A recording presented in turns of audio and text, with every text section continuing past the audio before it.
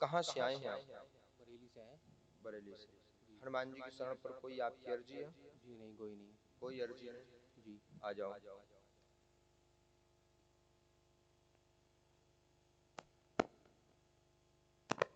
प्रश्न नहीं, आपका कृपा हो जाएगी, आशीर्वाद। बड़ी बालाजी सरकार की, सिद्धेश्वर धाम की।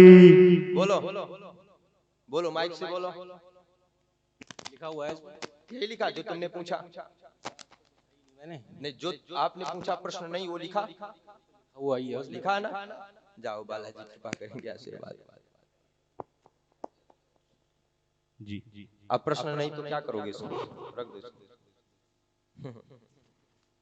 जो पूछोगे वही लिखा है, कुछ नहीं लिखेगा, जो तुम पूछोगे वही लिखा रहेगा।